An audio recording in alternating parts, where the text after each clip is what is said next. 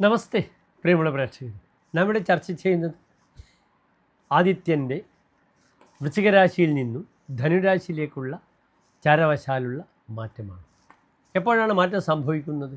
1201 ധനുമാസം 1-ാം തീയതി, അതായത് വൃശ്ചികമാസം 28-ാം തീയതി അർദ്ധരാത്രി കഴിഞ്ഞ് ധനുമാസം 1-ാം തീയതി ഉദയാൽ പൂർവം, അതായത് 2025 ഡിസംബർ 15 കഴിഞ്ഞ് 16-ാം തീയതി പുലർച്ചെ ഉദയാത്പൂർവം 4:15 ധനുരവി സംക്രമം. ധനുമാസത്തിൽ ധാരാളം വിശേഷങ്ങളുണ്ട്, സവിസ്തരം നമുക്ക് പ്രതിപാദിക്കാം. ഇവിടെ സ്വതവേ വൃശ്ചികത്തിലെ സൂര്യൻ അത്ര ശുദ്ധനല്ല. പലപ്പോഴും സാഹസികതയും എടുത്തുചാട്ടവും ഒക്കെ നടത്തി അശുഭഫലങ്ങളെ പ്രതിനിധാനം ചെയ്യുന്ന ഗ്രഹമായിരുന്നു സൂര്യൻ. പലപ്പോഴും ശ്രദ്ധിക്കുക, വൃശ്ചികത്തിലെ സൂര്യൻ വളരെയധികം നന്മകൾ പ്രദാനം ചെയ്ത് കാണാറുണ്ട്. പക്ഷേ ധനുവിലെ സൂര്യൻ അങ്ങനെയല്ല. വ്യാഴക്ഷേത്രത്തിലെ സൂര്യന് വ്യക്തമായ ഒരു ദിശാബോധം കൊടുക്കുന്നുണ്ട് ജ്യോതിഷത്തിൽ. അവയുടെ ആശ്രയഫലം തന്നെ നിങ്ങൾ ശ്രദ്ധിക്കുക. സൽപൂജ്യ, സജ്ജനങ്ങൾ തന്നെ പൂജിക്കും, ബഹുമാനിക്കും. ധനവാൻ, സാമ്പത്തികമായിട്ടും വളരെയധികം ഗുണം കൊടുക്കും ധനുവിലെ സൂര്യൻ. ധനുർധരഗതേ തീഷ്ണ ഭിഷക് കാരുക. ധനുർധരഗതേ, ധനുരാശിയിൽ വരുമ്പോൾ തീഷ്ണ, സ്വഭാവത്തിൽ തീഷ്ണത ഉണ്ടാകും. സ്വതവേ തീഷ്ണതയുള്ള രാശിയാകുന്നു ധനുരാശി. അതിനാൽ തീഷ്ണത വളരെ കൂടും. ഭിഷക് ഒന്നുകിൽ വൈദ്യശാസ്ത്രത്തിൽ വളരെ പ്രവീണനാവും, അല്ലെങ്കിൽ കാരക, ശില്പിയാകും. ശില്പവേലകളിൽ വളരെയധികം എഞ്ചിനീയറിങ്ങുമായി ബന്ധപ്പെടുന്ന ടാലൻറ്റ് വളരെയധികം കൂടുമെന്നൊരു ഫലം പറഞ്ഞിട്ടുണ്ട്. സ്വതവേ ധനുരാശിക്ക് ശില്പബുദ്ധി എന്നൊരു പേര് പറഞ്ഞിട്ടുണ്ട്. ആരോഗ്യ സാങ്കേതിക മേഖലകളിൽ ശോഭിക്കും ധനുവിൽ നിൽക്കുന്ന സൂര്യനെന്ന് നിങ്ങൾ അറിയുക.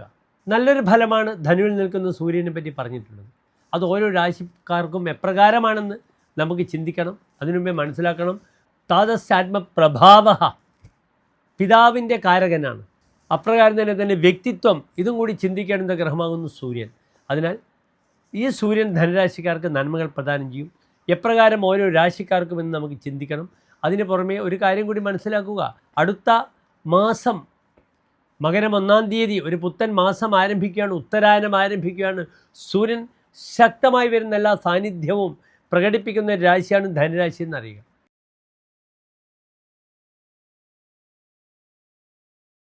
ആദ്യമായി നാം ചർച്ച ചെയ്യുന്നു അശ്വതി ഭരണി കാർത്തിക നക്ഷത്രത്തിൻ്റെ ആദ്യത്തെ 15 നാഴിക വരുന്ന മേടം രാശിക്കാർക്ക് ഈ സൂര്യൻ എപ്രകാരം ശുഭഫലത്തെ പ്രദാനം ചെയ്യുന്നു എന്ന വിഷയം ഇവിടെ മനസ്സിലാക്കുക. മേടം രാശിക്കാർക്ക് സൂര്യൻ അവരുടെ ഏത് ഭാവത്തിൻ്റെ ആധിപത്യമാണ്? അവരുടെ 5-ാം ഭാവത്തിൻ്റെ അധിപതിയാകുന്നു സൂര്യൻ. 5-ാം ഭാവം എന്താകുന്നു? പ്രജ്ഞാമേധ പ്രതിഭ വിവേകശക്തി പുരാതനം പുണ്യം മന്ത്ര അമാത്യ തനൂജാഹ പഞ്ചമത സൗമനസ്യമപി ചിന്ത്യം. ബുദ്ധി, പ്രതിഭ, ബുദ്ധിയുടെ പൂർണ്ണത, വിവേകശക്തി, നല്ലതും തിന്മയെയും തിരിച്ചറിയുവാനുള്ള കഴിവ്, പൂർവികമായ പുണ്യങ്ങൾ, ഇതൊക്കെ ചിന്തിക്കേണ്ടുന്ന സൂര്യനാണ് ഇവിടെ ധനുരാശിയിൽ 9-ാം ഭാവത്തിൽ നിൽക്കുന്നത്. 9-ാം ഭാവത്തിൽ സൂര്യൻ വളരെ ശക്തനാണ്. ധർമ്മേ സുധ അർത്ഥ സുഖഭാഗ്, സുഖം ശാസ്ത്രം, അർത്ഥം ധനം, സുഖം, ഇതൊക്കെ ഭജിക്കും. പലപ്പോഴും ബൗദ്ധിക തലത്തിൽ അങ്ങേയറ്റം ഉത്സാഹിച്ചിട്ട് പ്രശസ്തിയുടെ കിരീടം ചൂടും. ആരോഗ്യ മേഖലയിലും എഞ്ചിനീയറിംഗ് മേഖലയിലുമൊക്കെ പഠിച്ചിരിക്കുന്ന വിദ്യാർത്ഥികൾക്ക് തങ്ങളുടെ ഗവേഷണം പൂർത്തീകരിക്കാം, അല്ലെങ്കിൽ തന്നെ ഡിഗ്രി ബിരുദം കൈവശം ലഭിക്കും, അല്ലെങ്കിൽ അതുമായി ബന്ധപ്പെടുന്ന പരീക്ഷണങ്ങളിൽ വ്യാപൃതരായി പ്രശസ്തി ഉത്തരോത്തരം വർദ്ധിപ്പിക്കുവാൻ ഈ സൂര്യൻ പ്രദാനം ചെയ്യും. അവിടെ മനസ്സിലാക്കണം, ചൊവ്വയുമുണ്ട് 9-ാം ഭാവത്തിൽ. സൂര്യനും ചൊവ്വയും കൂടി 9-ാം ഭാവത്തിൽ നിൽക്കുന്നു. അവിടെ ഏറ്റവും ശ്രദ്ധിക്കേണ്ടത് ധർമ്മേഘവാൻ എന്നൊരു ഫലം പറഞ്ഞിട്ടുണ്ട് 9-ൽ ചൊവ്വ നിൽക്കുമ്പോൾ. ഇവിടെ സൂര്യനും ചൊവ്വയും കൂടി നിൽക്കുമ്പോൾ അഘരതം, പാപവാസനകളിൽ രതി വരുമെന്ന് പറഞ്ഞിട്ടുണ്ട്. പലപ്പോഴും പോലീസ് ഓഫീസർമാർ, മിലിറ്ററി ഓഫീസർമാർ, അല്ലെങ്കിൽ സെക്യൂരിറ്റി ഓഫീസർ, അല്ലെങ്കിൽ ഗാർഡുകൾ, പാറാവ് വേല ചെയ്യുന്നവർക്ക് തന്നെ, അല്ലെങ്കിൽ RPF, റെയിൽവേ പ്രൊട്ടക്ഷൻ, പോലീസ് മുതലായൊക്കെ ജോലി ചെയ്യുന്ന മേടൻ രാശിക്കാർ പലപ്പോഴും തങ്ങളുമായി ബന്ധപ്പെടുന്ന ആളുകളോട് ക്രൂരമായി പെരുമാറുന്ന ഒരു സംഭവം വരും. പോലീസ് സ്റ്റേഷനിലാണെങ്കിൽ വരുന്ന ജനങ്ങളോട് വളരെ അപമര്യാദയായി പെരുമാറുക, ഭീഷണിപ്പെടുത്തുക, അല്ലെങ്കിൽ മർദ്ദിക്കുക. ഞാൻ മേലെ സൂചിപ്പിച്ച കാറ്റഗറികളിൽ വരുന്നവർ വളരെ ശ്രദ്ധിക്കണം. തങ്ങളുടെ നിയന്ത്രണം വിട്ടുപോകും, ബാലൻസ് വിട്ടുപോകും. അവരെന്താണ് പറയുക, എന്താണ് പ്രവർത്തിക്കുക എന്നറിയില്ല. അതിനാൽ മേടൻ രാശിക്കാർ ആത്മസംയമനം പാലിക്കേണ്ട ഒരു മാസമാണ് മുന്നിലുള്ളത്. ആത്മസംയമനം പാലിച്ചെങ്കിൽ പല ക്രിമിനൽ കേസുകളിലും അവർ പെട്ടുപോകും. ഇപ്പോഴടുത്താണ് പത്രത്തിൽ നാം കണ്ടത്, വടകരയിലുള്ളൊരു DYSP അദ്ദേഹത്തിനെ സസ്പെൻഡ് ചെയ്തു സ്ത്രീ വിഷയത്തിൽ.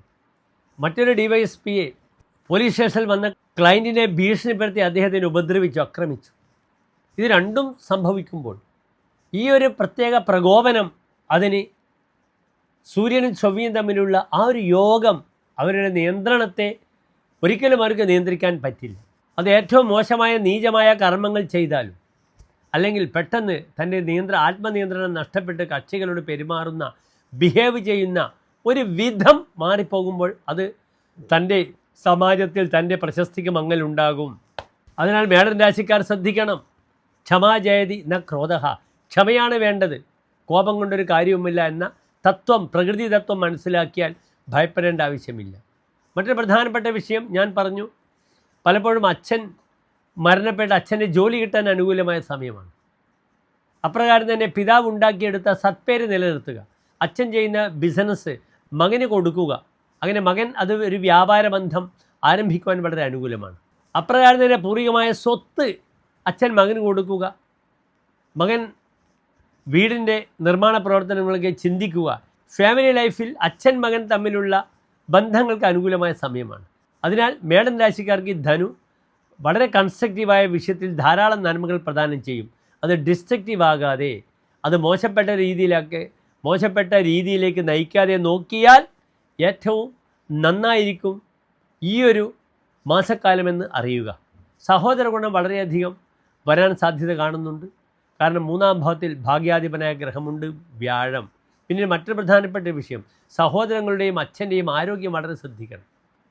അച്ഛന് ആരോഗ്യപരമായി വലിയ ബുദ്ധിമുട്ട് വരും. പിതൃകാരകനായ സൂര്യൻ 9-ൽ നിൽക്കുമ്പോൾ പിതാവിന് സർജറി, ഹൃദയ സംബന്ധമായ ബുദ്ധിമുട്ടുകളൊക്കെ വരും. സഹോദരങ്ങൾക്കാണെങ്കിൽ വാഹന സംബന്ധമായ അപകടങ്ങൾ വരും. തപ്പിത സോദരേണ, സഹോദരനാൽ താപം അനുഭവിക്കുമെന്ന് പറഞ്ഞിട്ടുണ്ട്. അവിടെ വ്യാഴം നന്മകൾ പ്രദാനം ചെയ്യട്ടെ എന്ന് പ്രാർത്ഥിക്കുന്നു. നിർബന്ധമായും തന്നെ പിതാവിൻ്റെ പേരിൽ ഈ ഒരു മാസക്കാലം അവരുടെ നക്ഷത്രത്തിൽ, സഹോദരൻ്റെ പേരിലും അവരുടെ നക്ഷത്രത്തിൽ മൃത്യുഞ്ജയ ഹോമമോ മൃത്യുഞ്ജയ പുഷ്പാഞ്ജലി ചെയ്യുന്നത് വളരെയധികം നല്ലതായിരിക്കും. നമസ്തേ.